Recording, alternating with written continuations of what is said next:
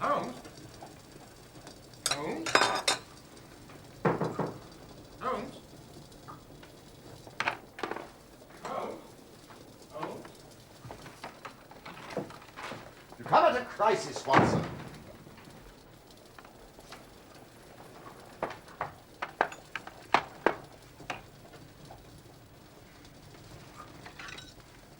Help yourself to tobacco from the Persian slipper. I shall be at your service in an instant.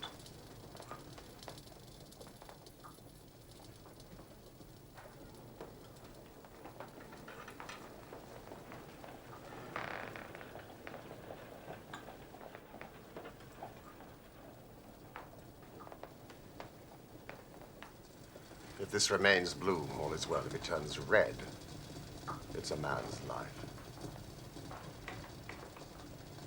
I thought as much. Mrs. Hudson! Mrs. Hudson!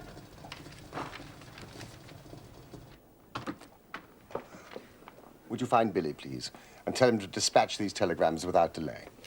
Thank you. Oh, sit down, Watson. Ah.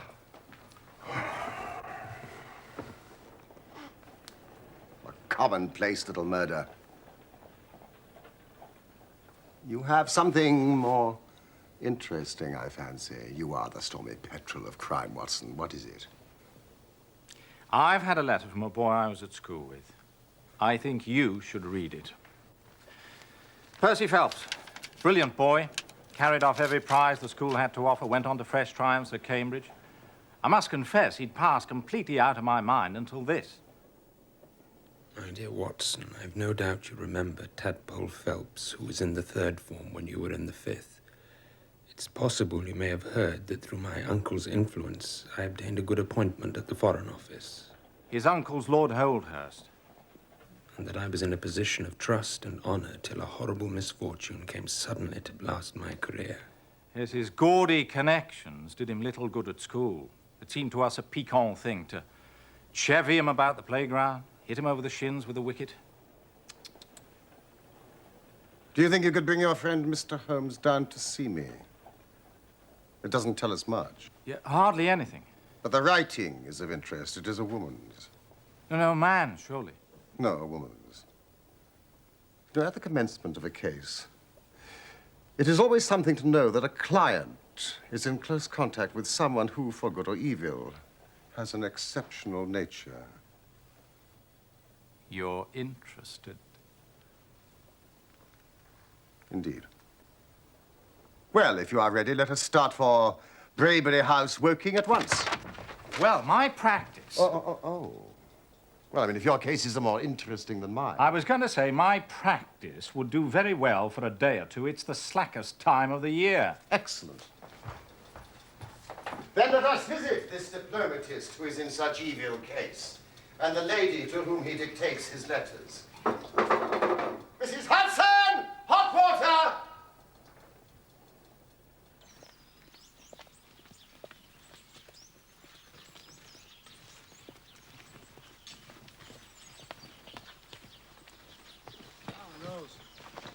Take these for me, would you? There's your dough.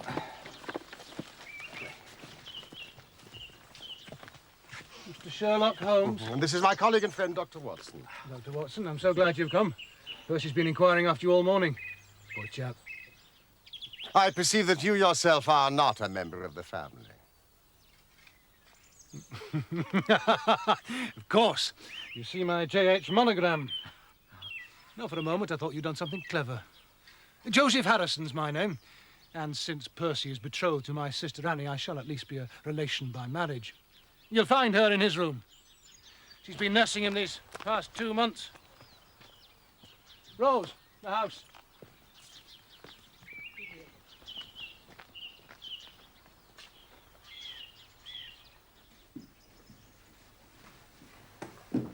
Now listen, they're here.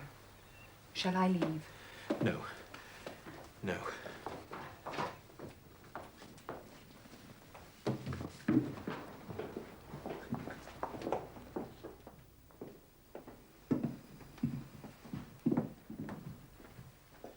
My dear Watson, I should never have known you under that moustache, and I dare say you wouldn't be prepared to swear to me. Not at all. Still the same dear old tadpole. And this, I presume, is your celebrated friend. Mr. Sherlock Holmes, Mr. Percy Phelps. And I'm Miss Harrison. My fiancée and my nurse. Please, sit down. I showed Holmes the letter that you wrote to me. Yes, I hoped you would. It was rather short on detail. Then let me get straight to the point.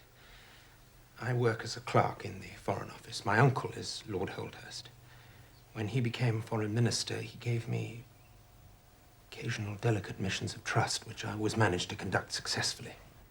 I'm sure you did, old chap. Pray, continue, Mr. Phelps. Nearly 10 weeks ago, it was the evening of the 23rd of May, he called me into his private room.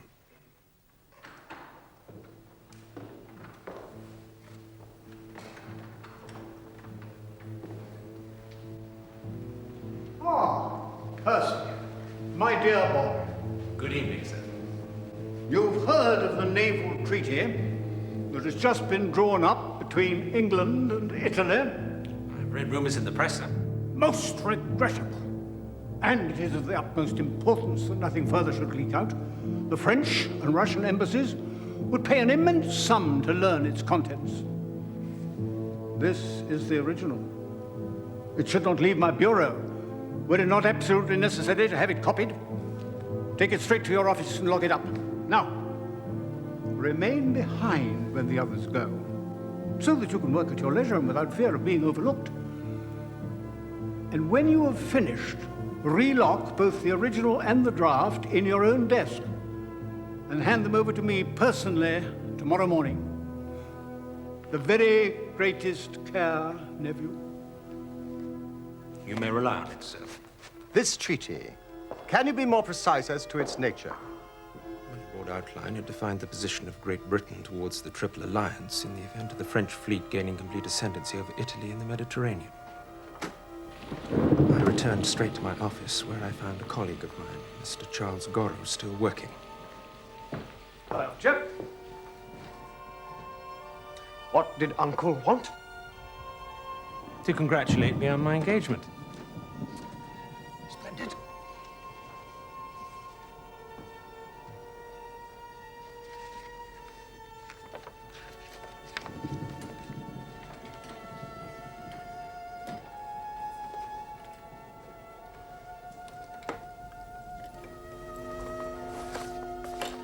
Nothing else? Some fishing dispute he wanted me to copy.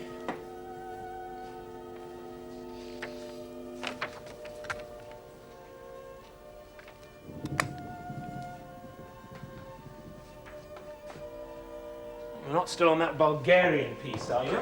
It's extremely long-winded and tiresome, and I am fagged out for the night.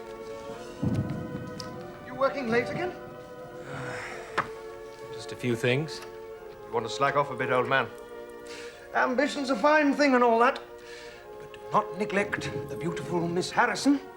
Some other chap might step in. She wouldn't have you, Charles. Oh, not me, old man. I've got my Daphne. Good night, dear. Good night.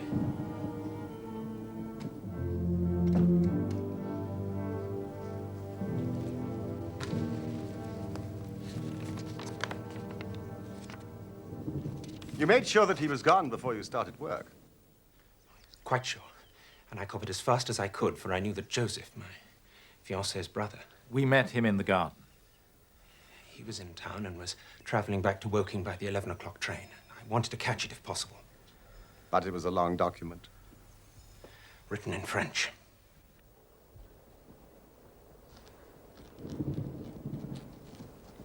By 9 o'clock, I was feeling drowsy and scarcely a third of the way through.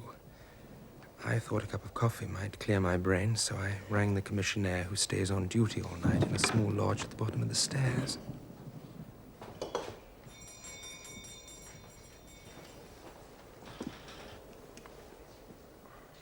To my surprise, it was a woman who answered the summons. I'm sorry, I was ringing for Mr. Tangi. I'm his wife, sir. I do the char work in this building. Well, I was wondering if you might bring me a cup of coffee. I'll go and ask him, sir. This woman. You've never noticed her in the building before? Never. The coffee was some time coming. So I went down to investigate. Leaving the room unguarded? Yes. I found Tangi asleep.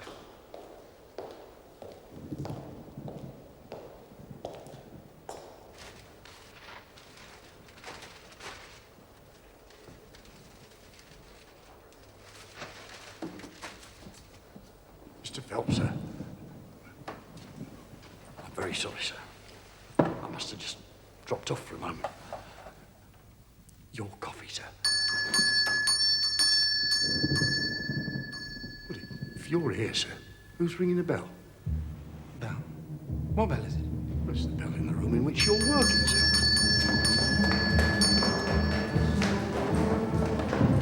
Ran back upstairs, and the document was gone from your desk. Yes. God, no.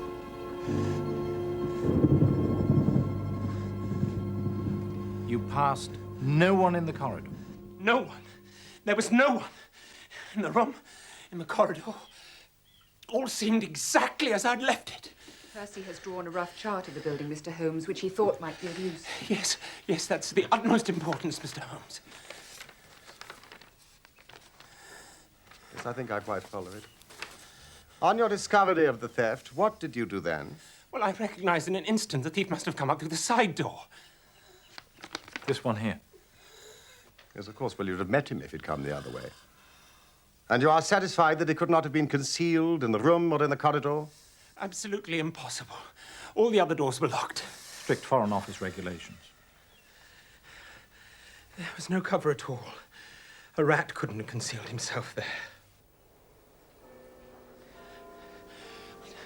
Tangi and I both rushed out down the stairs that lead into Charles Street. Mr. Phelps! The door at the bottom was closed, but unlocked.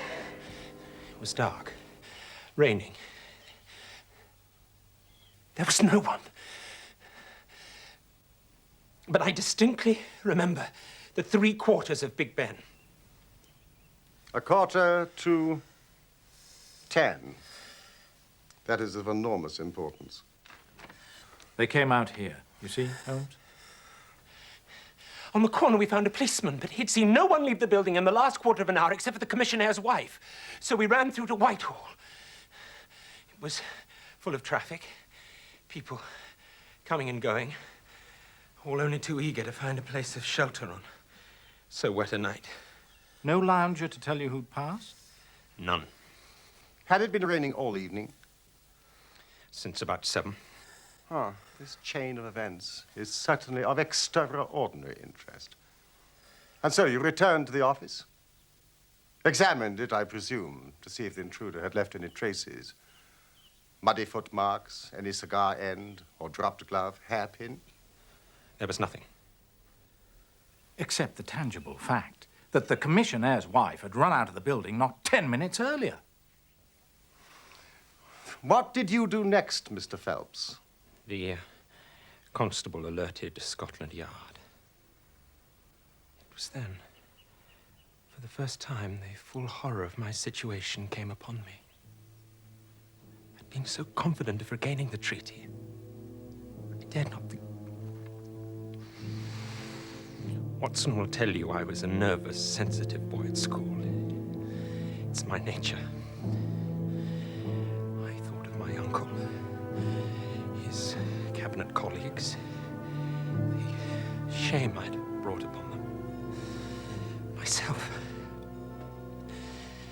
everyone connected with me. What though I was the victim of an accident? There are no allowance for accidents in diplomatic circles. Ruin. Shamefully. Hopelessly. Ruin. Steady on, old chap. There. It's all right. Stand back, will you, Holmes?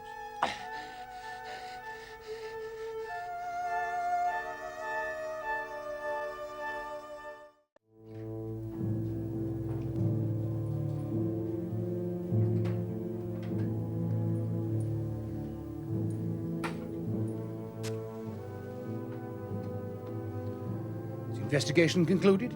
Adjourned. Poor old Percy. Terrible strain, all this. Career in the balance. It seems not to have affected your sister's devotion. How long has she known Mr. Phelps? Well, they met in Northumberland in the winter. Percy was travelling on government business in our part of the world. It was love at first sight. Do your people approve of the match? Indeed, Mr. Holmes. Especially when they learnt of Percy's connection with Lord Holdhurst. My father is an ironmaster and a staunch supporter of the Conservative Party. She came down here to meet Percy's people, and you came as escort. That's right. Just before they left for America. The wedding is planned for September, if the poor chap recovers. I suppose you only intended a short visit, and then came the smash.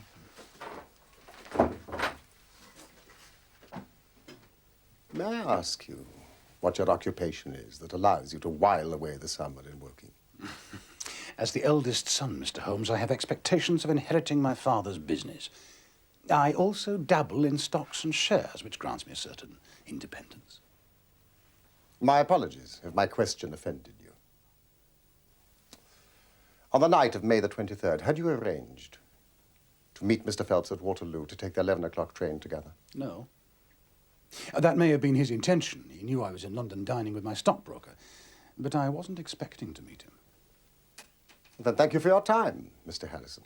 Shall I, and would you, the sick room?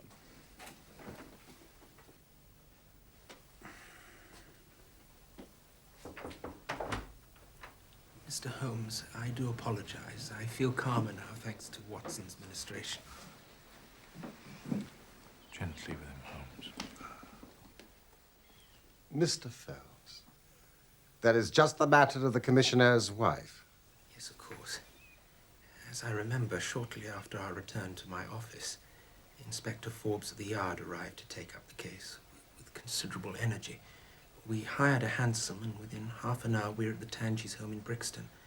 The door was opened by his eldest daughter. What you want? Is your mother at home? Not yet. She does a night job, cleaning. Well, wait for her, if you don't mind. In here. You get back in here. Now, go on. And shut the door. After about 10 minutes, we heard the front door. And here we made one serious mistake for which I blame myself. Yeah, Mum, there's two men in the parlour wants to talk to you. Oh, God.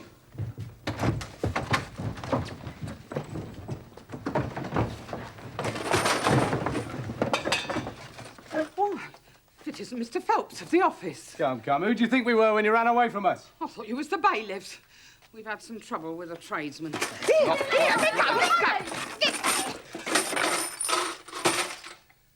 We've reason to believe that you've taken a paper of importance from the Foreign Office, and you ran in here to dispose of it. Now, you better come back with us to Scotland Yard to be served. Get your hands off me! I didn't take that paper! Better if you keep quiet. Mr. Phelps! Stop him!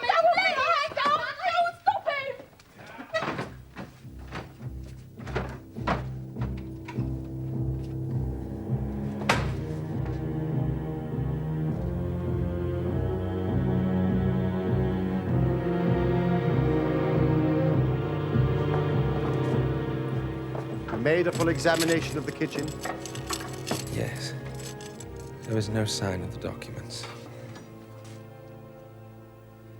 A four-wheeler was brought, and we all three drove back in it to Scotland Yard. I waited in an agony of suspense until the female searcher came back with her report. They found nothing. After that, I have no clear recollection.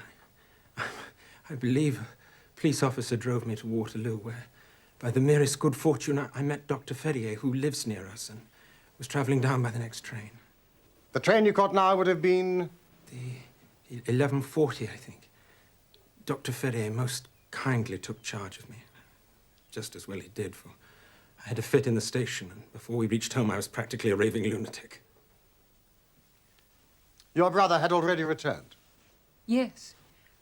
I was surprised, but not unduly worried that he was alone. Percy often worked late, and I knew there was another train. So I went to bed. And sometime after midnight? I was woken by the most fearful commotion in the hall. Yes, come on, bring him in here! Bring him in! Come on! Oh, God! Your brother was sleeping down here in this room? Yes. My family were taking advantage of their trip to America to have several of the upstairs bedrooms redecorated. It was evident that poor Percy was in for a long illness. So Joseph was bundled up to my room, and this was turned into a sick room. For me.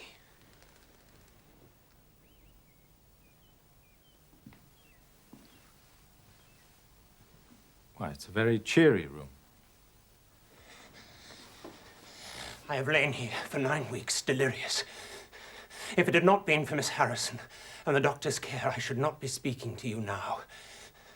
She nursed me by day. A hired nurse looked after me at night. For in the mad fits, I was capable of anything. It's only in the last few days that my reason has slowly cleared. I've wired Inspector Forbes, but he's told me no clue has been discovered. So I turn to you, Mr. Holmes. It's my last hope. Just one question of the utmost importance, Mr. Phelps. Did you tell anyone that you had this special task to perform? No one.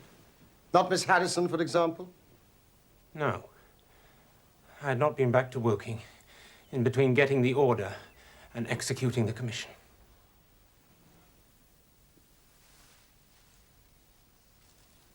What a lovely thing, a roses. There is nothing in which deduction is so necessary as in religion. It can be built up as an exact science by the reasoner. Our highest assurance of the goodness of Providence seems to me to rest in the flowers. It is only goodness which gives extras. And so I say again, we have much to hope from the flowers.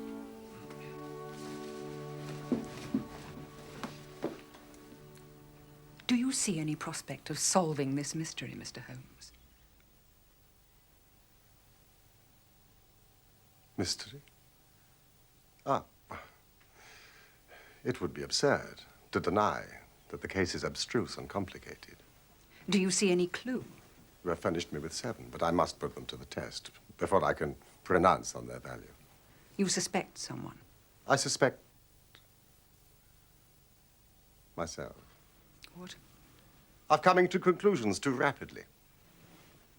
Then go back to London and test your conclusions. Your advice is very excellent, Miss Harrison.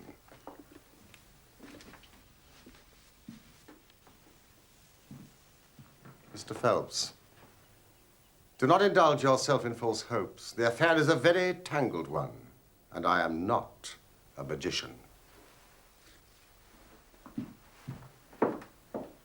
Hey! Little varmint. What do you think of Miss Addison? A good sort, or I'm mistaken. I thought you were rather terse with her. Was I? She was only protecting her loved one. A little overprotective, perhaps. Surely you don't believe that she had anything to do with it? The most difficult crime to track down, Watson, is the one which is purposeless. Now, this is not purposeless. But who is it that profits by it? Well, there's the French ambassador, the Russian, and whoever might sell it to either of those. And Lord Holdhurst. Well, it is not inconceivable that a statesman might find himself in a position where he was not sorry to see such a document accidentally destroyed. Not a statesman with the honourable record of Lord Holdhurst. George, the Foreign Office. Charles Street entrance. George, I want you to do something for me. Find the cab which dropped a fare there just after 9:30 on the evening of May the 23rd.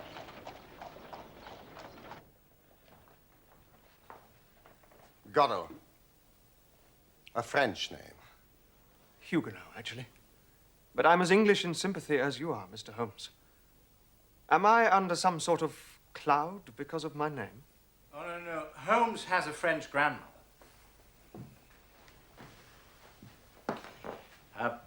I'd make yourself scarce if you want to avoid Inspector Forbes. We've arranged to meet him here in 5 minutes. Yes. I have been questioned by him already. I shall do as you say. Good night to you both. Good night. Good night. No secret doors. The windows quite 30 feet above the ground, fastened on the inner side.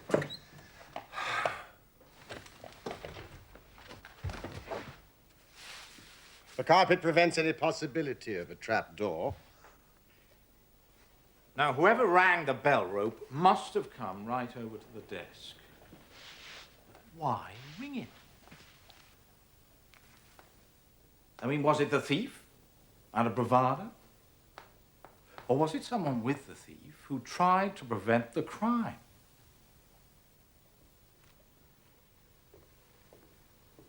Or was it?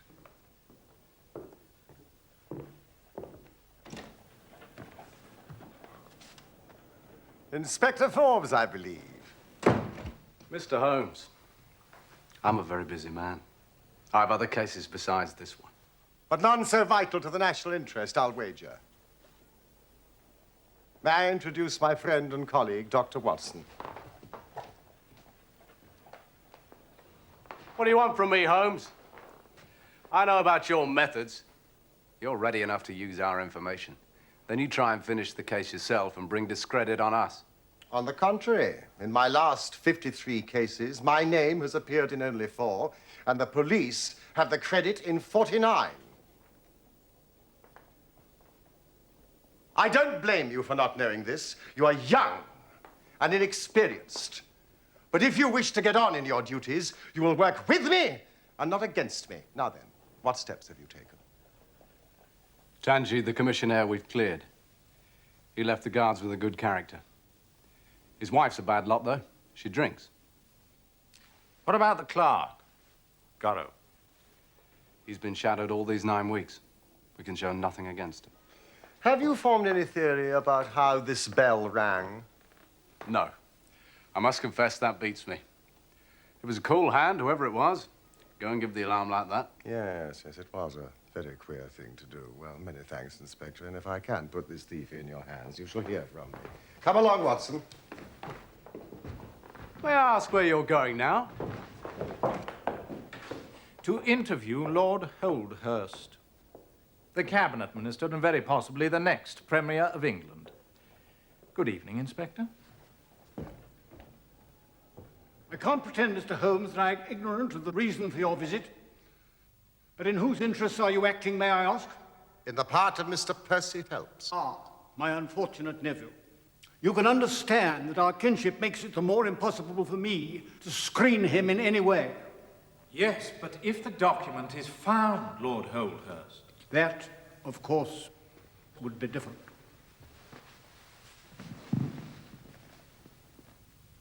Lord Holthurst, it was in this room that you gave instructions for the copying of the document. It was. And you mentioned it to nobody else except your nephew. You're certain of that? Absolutely. Then, if nobody else knew of it, you would agree that the thief's presence in your nephew's room was purely accidental. I mean, he saw his chance and took it. You take me out of my province there, Mr. Holmes. There is one other very important point. You feared, so I understand, that very grave results might follow from the details of this treaty becoming known. Very grave results indeed. Have they occurred? Not yet. If the treaty had reached, let us say, the Russian or the French Foreign Office, you would expect to hear of it. I certainly should. Then, since nearly 10 weeks have elapsed, it is not unfair to suppose, then, that the treaty, for some reason, has not reached them. But, Holmes, we can hardly suppose that the thief took the treaty in order to frame it and hang it on his wall. Well, perhaps he's waiting for a better price, Watson. Or maybe he's had a sudden illness. A brainstorm, for example. I did not say so. Lord Holthurst, we have taken up too much of your valuable time. Fine fellow. Heavy responsibilities. Yes, but he has a struggle to keep up his position, and he's far from rich. You noticed, of course, that his boots have been resold. Really? I shall do nothing more today unless I get an answer to my cab inquiry.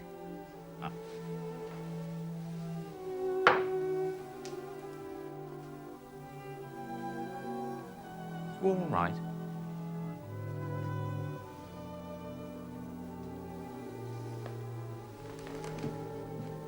Oh, Watson, I won't detain you any longer from your legitimate work.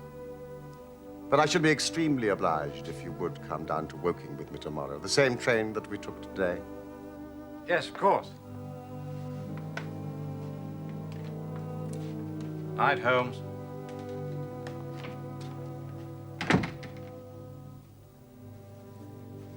No. No. Tonight I shall sleep my own sleep. And alone. But Percy... Mr. Holmes has imbued me with fresh hope, and I feel I'm on the mend. We have an appointment in church in September, my love, and I mean to keep it.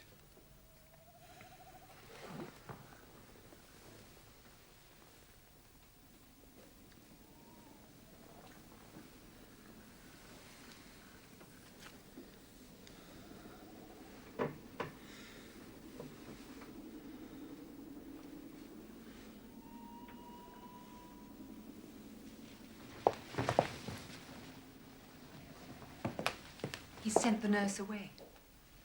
At last.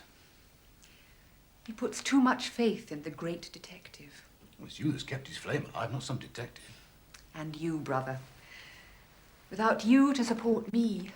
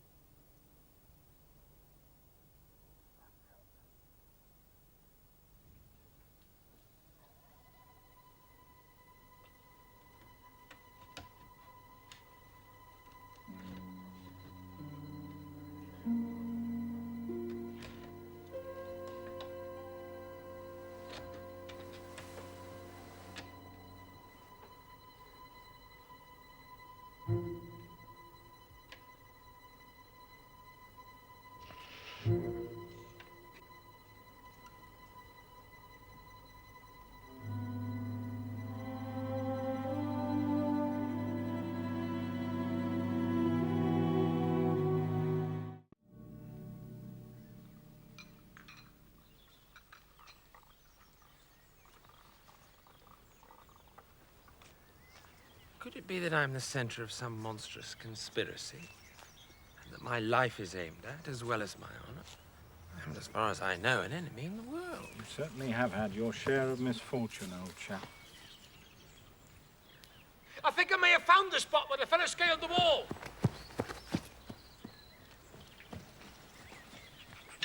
It's towards the road.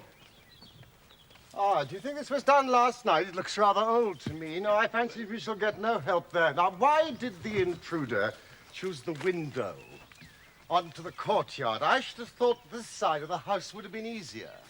It's more visible from the courtyard. Oh, yes, of course. Have you ever had an alarm like this before? There's no plate in the house or anything to attract burglars. Nothing of value. Was there anything in London? Well, we've seen Inspector Forbes. Seen your uncle. Holmes has set one or two things in motion. So you've not lost heart? Oh, by no means. God bless you for saying that. If we keep our courage and patience, the truth must come out. Miss Harrison, you must remain in this room for the rest of the day. It is of vital importance. Now, tonight, when you go to bed, lock that door from the outside and keep the key. Percy. Tell no one. Now, quick. Promise. Why are you moping in here, Annie? Come out to the sunshine. I'll beat you at croquet. I have a slight headache, and this room is deliciously cool and soothing, thank you, Joseph. Mr. Phelps, while we're investigating this minor affair, we must not lose sight of our main inquiry. It would help me very much if you would come to London with us. Do you feel strong enough?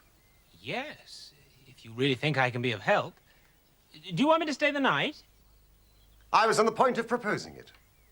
Then if my friend of the night comes to visit me, he'll find the bird flown. But what about Annie? Mr. Harrison will look after her, and my friend Watson will take care of your medical needs. Could you be ready to leave in an hour?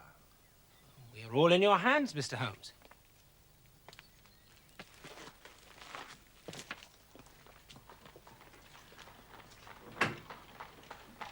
There are one or two points I wish to clear up, and your absence, Mr. Phelps, will rather assist me. Watson, when you reach London, drive our friend straight to Baker Street and remain with him until I see you again. Now, gentlemen, I shall leave you. What about our investigation in London? I hope to be in London in time for breakfast. He really is the most inscrutable fellow, Watson.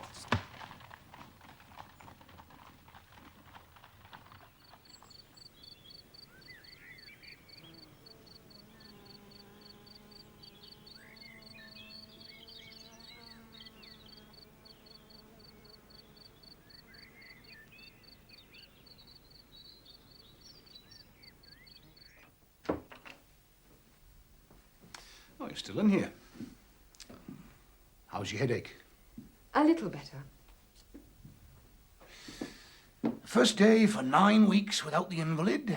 And you choose to spend it in here. Force of habit. Are you dining tonight? I'm not hungry, and I'm enjoying my book. I understand. My poor little sister. What a time you've had.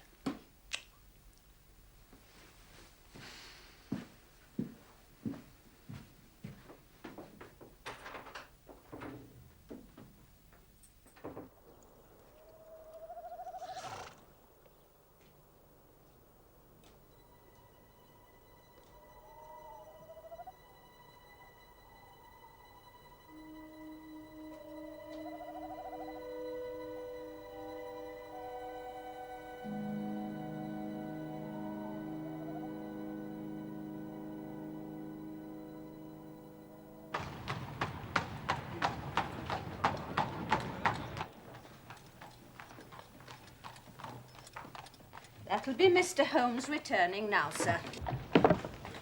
Thank you, Horace.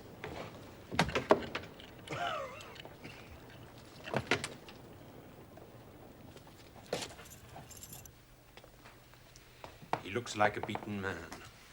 I confess you may be right.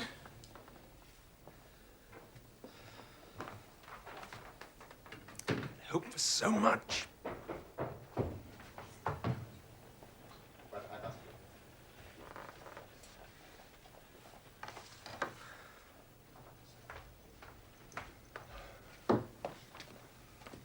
Holmes, you're wounded. Oh, it's only a scratch to my own clumsiness. Good morning, Mr. Phelps. This case of yours is certainly one of the darkest I have ever investigated. It has been a remarkable experience. Oh, come along, Holmes. That bandage tells of adventures. Now, what happened? After breakfast, my dear Watson, remember, I have breathed 30 miles of sunny air this morning. There's been no answer to my cab inquiry, I suppose. Well, one cannot score every time. Mrs. Hudson, you have risen to the occasion. Won't you join us, Mr. Phelps? Now, what's in this? A curried chicken, sir. And this? Ham and eggs. Her cuisine is a little limited, but she has as good an idea of breakfast as any Scotswoman. Now, what will you take, Mr. Phelps? Curried fowl, eggs, or will you help yourself? Thank you. I can eat nothing. Oh, please, try the dish before you. Thank you. I would really rather not. Oh, well, then I suppose you have no objection to helping me.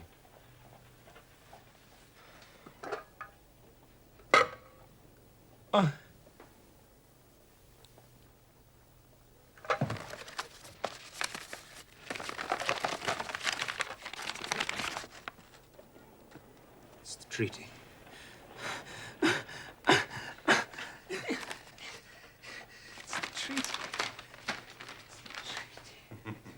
My God, it's the treaty!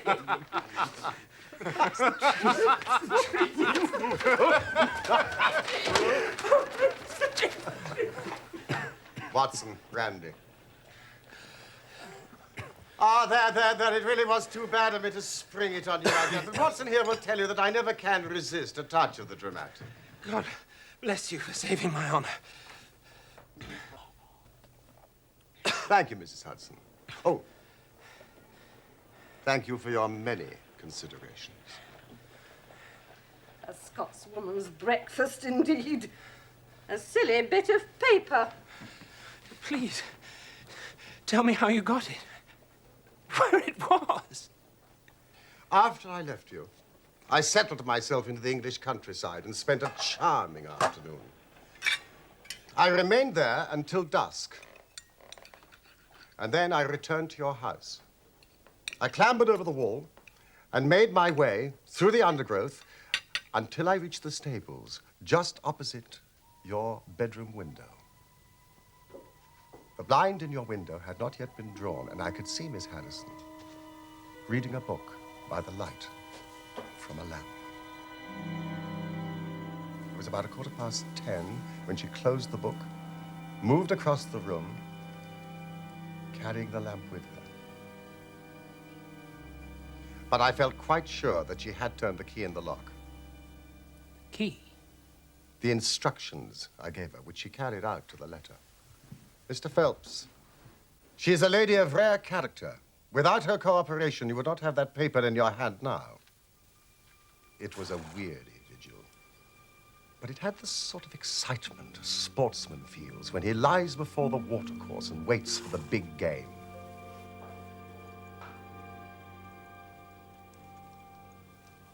What happened? What happened?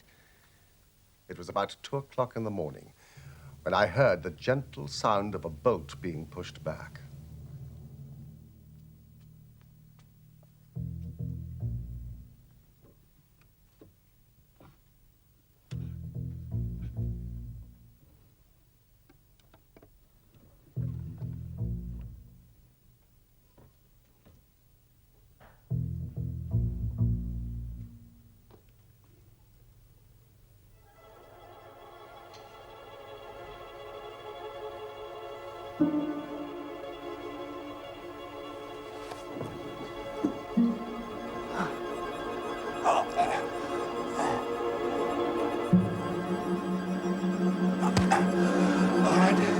All right, Holmes.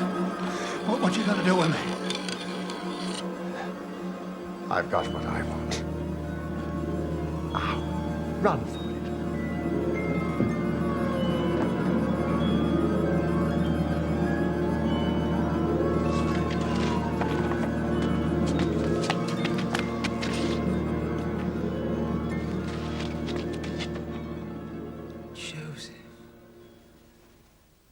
You let him go. I wired full particulars to Inspector Forbes. If he's quick enough to catch his bird, well and good. But if, as I shrewdly suspect, he finds the nest empty, why, all the better for the government. I fancy Lord Holdhurst, for one, and Mr. Percy Phelps, for another, would much rather the affair never got to a police court. My God, do you tell me that during my 10 long weeks of agony, the stolen papers were in the very room with me all the time? Joseph, a villain and a thief. From what I gather, he had lost heavily, dabbling in stocks, and concealed the fact from his father. A man of strictly conservative habits. Yes, but his own sister's happiness. And your reputation, your health. He knew that you often worked late, and he was in town having dinner with his stockbroker, as he told me. But he was free by 9:30, and called by your office, entering through the side door. Percy!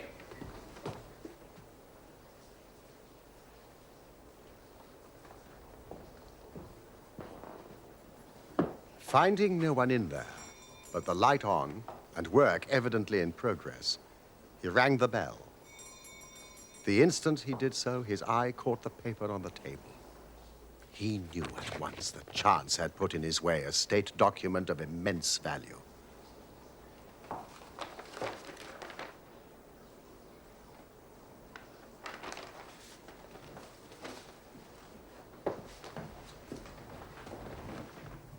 Returned alone to Woking and concealed it in what he thought was a very safe place, intending to remove it in a day or two and take it to the French embassy or wherever he thought a long price was to be had.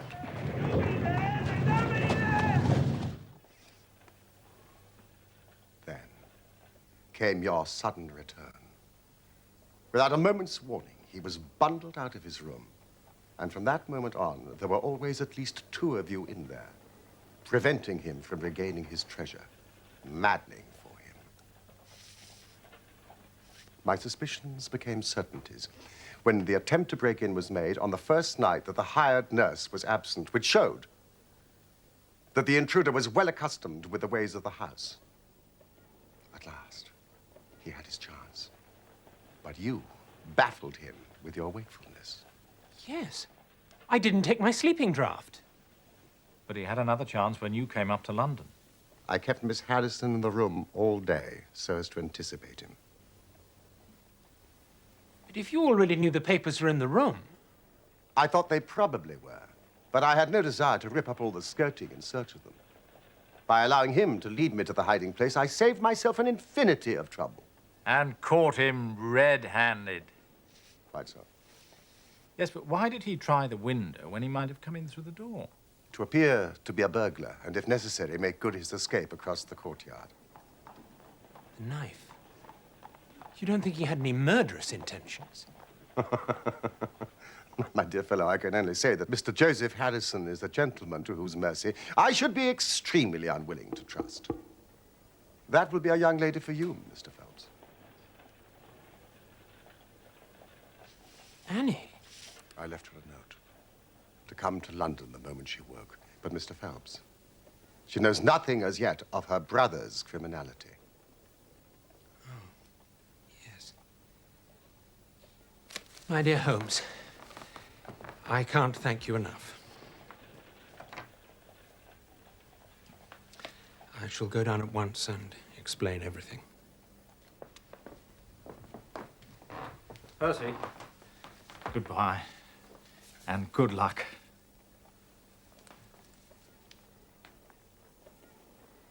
Thank you for restoring my happiness. There's a young lady at the door, sir. Mr. Holmes, hot water. Thank